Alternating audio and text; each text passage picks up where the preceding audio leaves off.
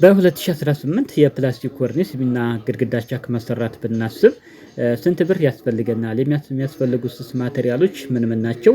ሙሉ መረጃውን ወደ እናንተ የማቀርብ ነው የሚሆነው። ከእናንተ የሚጠበቀው ቪዲዮ እስከ ፍጻሜ መመልከት እንዲሁም ደግሞ ቪዲዮ ላይክ ማድረግ፣ ሼር ማድረግ፣ ለቻናሉ አዲስ ከሆናችሁ ደግሞ ሰብስክራይብ በማድረግ ይህም ሙሉ ቪዲዮ ብትከታተሉ እጅግ በጣም ትጠቀሙበታላችሁ። አሪፍ የሆነን መረጃ ታገኙበታላችሁ ማለት ነው።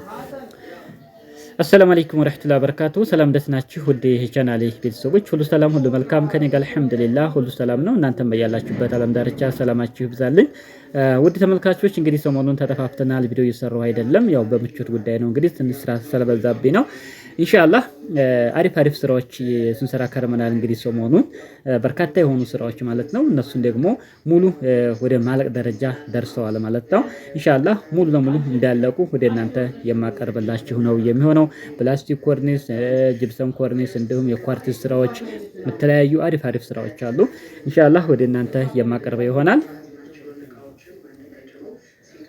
ለዛሬ ያስኩላችሁ መረጃ እንግዲህ 75 ቆርቆሮ ቤት ለሰራችሁ ፕላስቲክ ኮርኒስ እና ግድግዳ ቻክ ማሰራት ብታስቡ የሚያስፈልገን ማቴሪያል ምን ምን ነው፣ በብር ደረጃስ ምን ያህል ብር ይዘን መጀመር ይኖርብናል የሚለውን ሙሉ መረጃ ወደ እናንተ የማቀርብላችሁ ነው የሚሆነው። በድጋሚ አሁንም አብራችሁ ይቆዩ። ከሚያስፈልጉን ማቴሪያሎች የመጀመሪያ የሚሆነው ፕላስቲክ ነው። እንግዲህ ለኮርኒሱ የሚሆን ፕላስቲክ ለ73 ቆርቆሮ ለሰራችሁ 70 ካሬ ፕላስቲክ ያስፈልገናል። ፕላስቲክ እንግዲህ በጣም ጨምሯል፣ 550 ብር ነው። ለብዙ ጊዜ ካሬ 500 ብር 480 እንደዛ ነበር። አሁን ላይ ግን 550 ብር ገብቷል። ደረጃ አንድ የሚባለው ፕላስቲክ ማለት ነው፣ ቆንጆ ማለት ነው። 70 ካሬ በ550 ስታበዙት 38500 ብር ለፕላስቲኩ ብቻ የሚያስፈልግ ይሆናል ማለት ነው።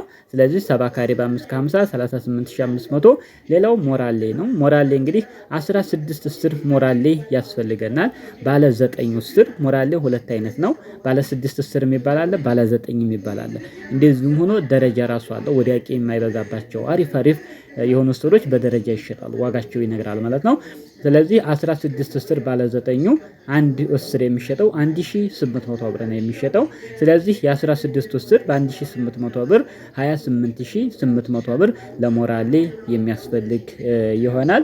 ሌላው ሚስማር ነው። ሚስማር እንግዲህ ክሬንቺት ሚስማር አንድ ተኩል የሚባል አለ፣ 7 ቁጥር አለ፣ 10 ቁጥር ያስፈልጋል። ጠቅለል ብሎ ወደ ብር ስቀይርላችሁ 5000 ብር ለሚስማር ያስፈልጋል። ለፕላስቲኩም ለከበሌቱ መስሪያም ጠቅለል ብሎ ለሚስማር ብቻ 5000 ብር የሚያስፈልግ ይሆናል። ሌላው ውድ ተመልካቾች እንጨት ያስፈልጋል። ከላይ እንግዲህ ከጣራ ፕላስቲኩ ከወደ ላይ የሚገባ ጣሪያ ላይ የሚገባ እንጨት ያስፈልጋል። እንዲሁም ደግሞ ከበሌቶ ወይንም መወጣጫ ለሱ የሚሆን ለሙሉ ክፍሉ እንግዲህ በሱ ነው የሚሰራውና እንጨት 40 እንጨቶች ያስፈልጋል ማለት ነው። የአንድ ዋጋ 180 ብር፣ 200 የሚሸጥ አለ፣ 160 የሚሸጥ አለ። በአማካይ እንግዲህ እንደ ቦታው ስለሚለያይ በ180 ብር አሪፍ እንጨቶች ያስፈልጋሉ። የ40 እንጨት በ180 ብር 7200 ብር ለእንጨት ብቻ የሚያስፈልግ ይሆናል። ሌላው ከዚህ በመቀጠል እንግዲህ አሁን ለፕላስቲክ ለኮርኒሱ የሚያስፈልጉት እነዚህ ናቸው። ፕላስቲክ ኮርኒስ 70 ካሬ ሞራሌ 16 እስር ሚስማር 5000 ብር እንጨት 40 እንጨት ብለናል ማለት ነው። እነዚህ ለፕላስቲኩ ስራዎች እንግዲህ ለኮርኒሱ እነዚህ ያስፈልጉናል ማለት ነው። ከዚህ በኋላ ኮርኒሱ እንዳለቀ ቀጥታ ምድር ስራ ነው የሚጀምረው ማለት ነው። የግድግዳ ቻክ የሚጀመር ይሆናል ማለት ነው። ስለዚህ ጅብሰም እንደ ግድግዳው ሁኔታ አሪፍ ሆኖ የተለሰነ ግድግዳ ከሆነ በጣም ቆንጆ ከሆነ እስከ 200 ኪስ ያስፈልገዋል። እንደዚህ ወጣ ገባ የሆነ ምናምን እንደዚህ ከሆነ ከዚህ በላይ ሊሄድ ይችላል ማለት ነው። ስለዚህ መነሻ ጅብሰም እስከ 200 ኪስ ጅብሰም ያስፈልጋል።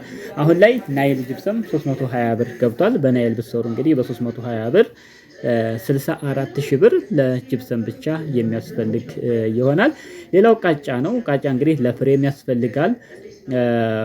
ፕላስቲኩ እንግዲህ ዙሪያው እንደምትመለከቱ ከተሰራ በኋላ ከስር ከግድግዳው ከፍ ብላ መካከል ላይ የምትዋዝረዋ ፍሬሟ ለሷ ማምረቻ እንግዲህ ምን ያስፈልጋል? ቃጫ ያስፈልገናል። እንዲሁም ደግሞ አንዳንድ ቦታዎች ላይ እንደዚህ የመብራት ዝርጋታዎች ሲዘረጉ የተፋፋሩ ይኖራሉ። እነሱም የሚሞሉት በቃጫ ጭምር ስለሆነ ቃጫ 30 ኪሎ ቃጫ ያስፈልጋቸዋል። 300 ብር 9000 ብር ለቃጫ የሚያስፈልግ ይሆናል። ሌላው ሰጋቱራ ነው። 20 ኪስ ሰጋቱራ ያስፈልጋል። አንድ ኪስ 400 ብር ነው። የ20ው 8000 ብር ለሰጋቱራ ብቻ የሚያስፈልግ ይሆናል። ሌላው ውድ ተመልካቾች እንግዲህ እንጨት ያስፈልግ ነበር። ነገር ግን ለፕላስቲኩ ከላይ የጠቀስኩላችሁ 40 እንጨቶች አሉ። እነሱ ኮርኒሱ ካለቀ በኋላ ለምን ያገለግሉና ቻኩ ሲሰራ ደግሞ ለከበሌቶ ያንኑ ድጋሚ ሳትገዙ ያንኑ እንጨት መጠቀም ይቻላል ማለት ነው። ስለዚህ ለሱ እንጨት አያስፈልግም ማለት ነው። ያንኑ ድጋሚ መጠቀም ይቻላል። ሚስማር ብቻ አንድ ባኮ ያስፈልጋችኋል 900 ብር። ከዚህ በኋላ ምንድነው የመብራት ኢንስታሌሽን እንግዲህ ይኖራል። እሱን መብራት ዝርጋታ በደንብ ላይ ዘረጋ ስለሚችል ካሁን በፊት እንግዲህ ሲመረግ ሊዘረጋ ይችላል። ነገር ግን በቂ አይሆንም። በደንብ የተዘረጋ ከሆነ አያስፈልገውም። ነገር ግን ካልተዘረጋ እንደ አዲስ የምትዘረጉም ከሆነ ደግሞ ምን ያስፈልጋል የሚለውን የምናይ ይሆናል። 1.5 የመብራት ገመድ 3 ጥቅል ያስፈልጋል። አሁን ላይ ገመድ ረክሷል። እንግዲህ 1500 ብር ገብቷል። የ3 ጥቅል በ1500 ብር 4500 ብር። ሌላው 2.5 የመብራት ገመድ 2 ጥቅል ያስፈልጋል። በ2400 ነው። ይሄም እንግዲህ ቀንሷል። 2700 2800 ነበር። አሁን ላይ 2400 ገብቷል። ስለዚህ የሁለቱ ጥቅል 4800 ብር። 4.40 ሜትር ያስፈልጋችኋል። ሜትር 60 ብር ነው። 2400 ብር። ፕላስተር 4 ፕላስተር ያስፈልጋል በ80 ብር። 320 ብር ለፕላስተር ያስፈልጋል። ሌላው ኮንዲት ነው። ኮንዲት 50 ፍሬ ኮንዲት ያስፈልጋችኋል በ50 ብር 2500 ብር። ኮንዲት እንግዲህ በጣም ጨምሯል። ከ30 ወደ 50 ከፍ ብሏል ማለት ነው። ሌላው ውድ ተመልካቾች የመብራት ኢንስታሌሽን እንግዲህ እነዚህ ለዝርጋታ ለባለሙያ እስከ 5000 ብር የሚያስፈልጋችሁ ይሆናል። ሌላው ስካቶላ ነው። 20 ስካቶላ ያስፈልጋል በ20 ብር 400 ብር ለስካቶላ የሚያስፈልግ ይሆናል። ከዚህ በኋላ እንግዲህ ውድ ተመልካቾች ፕላስቲክ ኮርኒሱ ተሰርቷል። ግድግዳ ቻክ ተሰራ። የመብራት ዝርጋታው ተዘርግቷል። ከዚህ በኋላ የሚያስፈልገው ምንድነው? በቀጥታ የቀለም ስራ ያስፈልጋል ማለት ነው። ወደ ቀለም ከመሄዳችን በፊት ግን ምን ያስፈልገናል? የእቃ ማጓጓዣ ከላይ የተጠቀሰው ወደ 200 ኪስ የ40 እንጨቶች ብያቸዋለሁ። 16 ሞራሌ ወደ 60 ካሬ የሚሆን ፕላስቲክ ለዚህ ለመኪና ኪራይም ለወዛደርም ጠቅላላ ከ15 እስከ 20 ሺህ ብር ያስፈልጋቸዋል። ለምሳሌ ቦታው ራቅ ያለ መኪና በደንብ እዛው ጥግ ድረስ የማይገባ ከሆነ እስከ 20 ሺህ ብር ሊያስወጣቸው ይችላል። የመኪናውም የወዛደሩም ሁሉም ሆኖ እንዲህ መካከለኛ ደግሞ ያን ያክል ራቅ ማይል ከሆነ ደግሞ እስከ 15 ሺህ ብር ልታስቡለት ይገባል ማለት ነው። ምክንያቱም የሰራተኛም ስላለ የመኪና ማጓጓዣም የሚጫልበት ቦታን መታሰብ ስላለበት ማለት ነው። ከዚህ በመቀጠል እንግዲህ የቀለም ነው። የቀለም 3 ካርቶን ቀለም ያስፈልጋቸዋል ወይንም 12 ጋሎን ቀለም ማለት ነው። አሁን ላይ ዲል ሱፐር 1100 ብር ገብቷል። አንድ ቀለም ማለት ነው።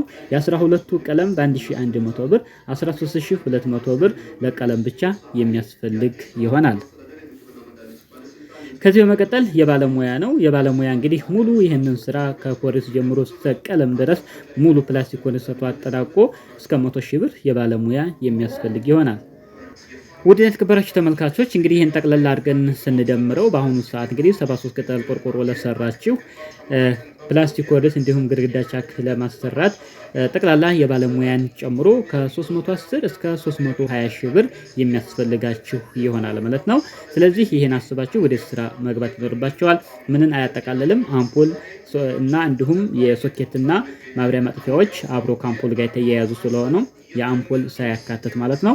አምፖል እንዳቅማችሁ እንግዲህ በ50 ሺህ በ70 ሺህ በ100 ሺህ እንዳቅማችሁ የቤት ለቤታችሁ አስፈላጊውን አምፖል መቅጠም ትችላላችሁ ማለት ነው። ከዛ ውጭ ላለ ስራ ግን አሁን የጠቀስኩላችሁን ያክል የሚያስፈልግ ይሆናል።